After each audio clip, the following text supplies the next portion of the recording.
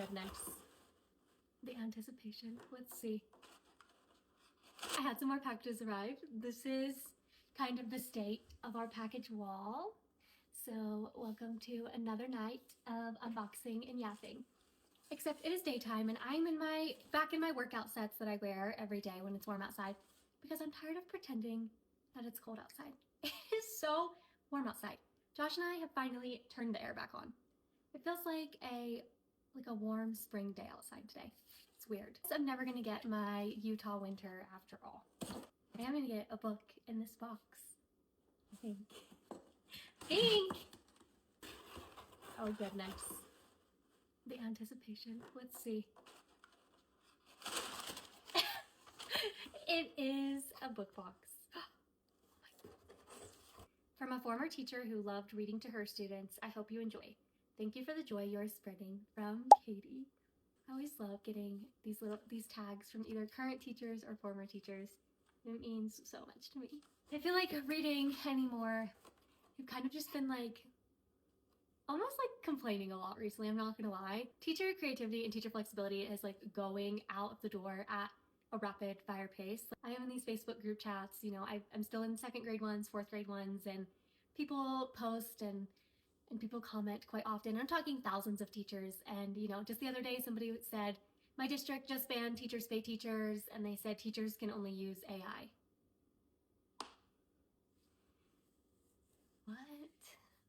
And then when I say thousands of teachers said, this happened to me too, this happened to me too. And then some teachers are saying that their school banned AI and Teachers Pay Teachers, and you have to follow the curriculum and the pacing guide with fidelity. And sometimes I feel like they don't even know what they want anymore. My principal sent out this message and was like, the first day back from break, give yourself grace, don't jump back into curriculum right away. You're gonna need that time to get your kids reacclimated. Don't think of it as lost time. But then our pacing guide, the district pacing guide, my team lead went to the meeting and she's like, no, we are to start. We are to be with fidelity and integrity were the words used. And I'm like, we're not even aligned on this. I don't know, it feels icky. But with that being said, my whole point in this, if I were to follow my exact minutes in my schedule every single day, I would never have a minute to even model reading to my students. No read aloud time. I don't know. And it's just crazy because an article just came out in Utah about how the literacy crisis is terrible. And I'm like, if we had it all figured out and with fidelity and these curriculums were working, we wouldn't be in the literacy crisis, I don't know. And it's a systemic issue. So many other factors play in, right? Parenting, and then parents being so busy that they can't read with their kids or can't afford books or don't have libraries aren't just available all the time to everybody. I don't know. It's tough. It's an issue. But that is one thing I have valued about, my 3 years as a teacher is that I have always had at least 10 minutes to read aloud. I can see that going out the door. I guess if they really wanted to be stern about it, technically I wouldn't, but it's hard. And it's hard to hear from former teachers saying I loved reading to my students. Things used to be so different. So different. The other Valentine's Day book that was on my wish list. I really think I spend every night just looking up new books, new picture books, new read alouds, all the things that I think would be great additions to my classroom library. And I realized that I don't really have that many Valentine's Day books. And I got 2 already. And then this one is Groundhog versus Cupid. And there's more in a series to this one. So there's Leprechaun versus Easter Bunny, Turkey and Santa, and Vampire and Beach. Just seems like a silly book. I think the kids will really enjoy reading. That's my big struggle too, is I feel like by 4th grade, so many of my kids come to me and they have their mind made up on if they're going to be a reader or not, and if they enjoy it or not. And I think a lot of that is just pounding them to be super fast readers and to be on benchmark with every other kid. And I don't know. Anyways, be mine, and then it's crossed out and it says be gone. Groundhog wants to hog the calendar. After all, it's his shadow that decides whether winter is over. Meanwhile, is the popular Cupid brewing a love potion or just brewing up trouble? Find out who wins the battle of the February holidays in this wildly silly celebration of Groundhog Day and Valentine's Day. Thank you so much. I love silly books. I love books, but... And this one, I did mark this as one of the most wanted books on my list because we did a Jory John author study last week. This is the second author study I've done in my class this year. We did Peter Reynolds and we did Jory John.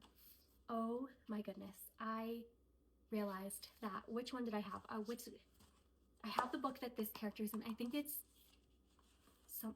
Something's Wrong. My kids were giggling galore. They loved this one so much. I can't keep it on the shelf. They just want to check it out all the time. Everybody wants to share. And then this one is Nothing's Wrong.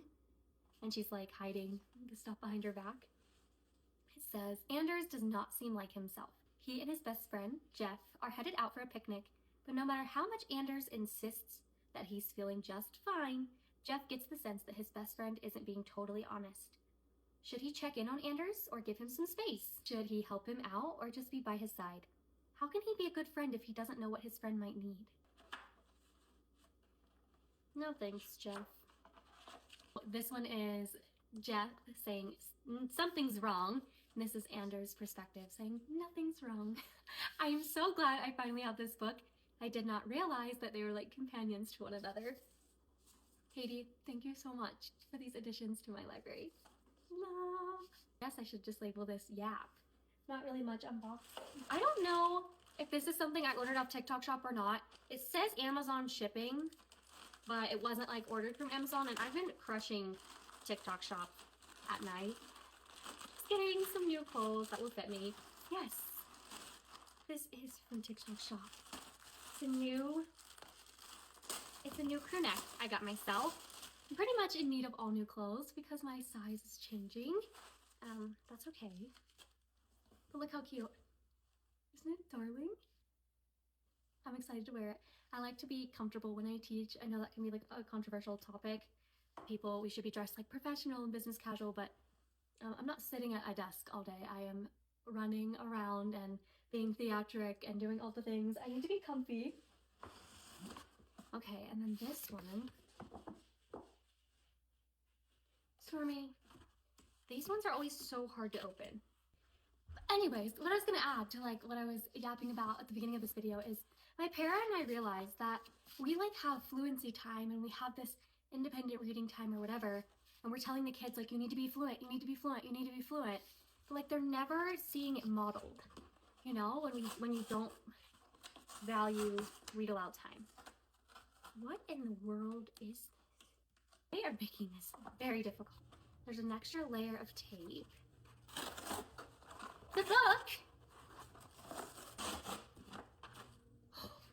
How does it work out? This one is a smuggled book.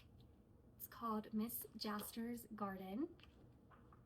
Ooh, these are good picture books when they have so many words. Hedgie the Hedgehog lives in a little corner of Miss Jaster's garden. One morning, nearsighted Miss Jaster mistakenly plants some seeds on Hedgie, who is asleep in the flower bed. Before Hedgie knows it, flowers have sprouted among the quills on his back.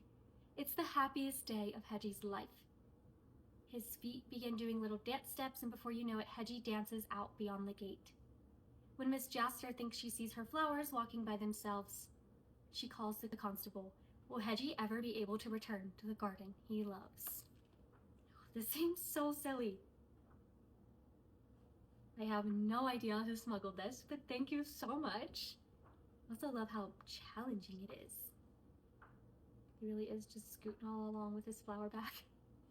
Thank you so much. Last package for tonight. It is another thing I ordered for myself. I had to throw away so much of my clothes.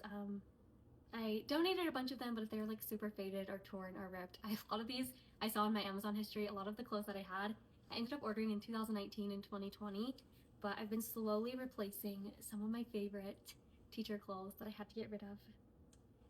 So this is a replacement ABCD shirt.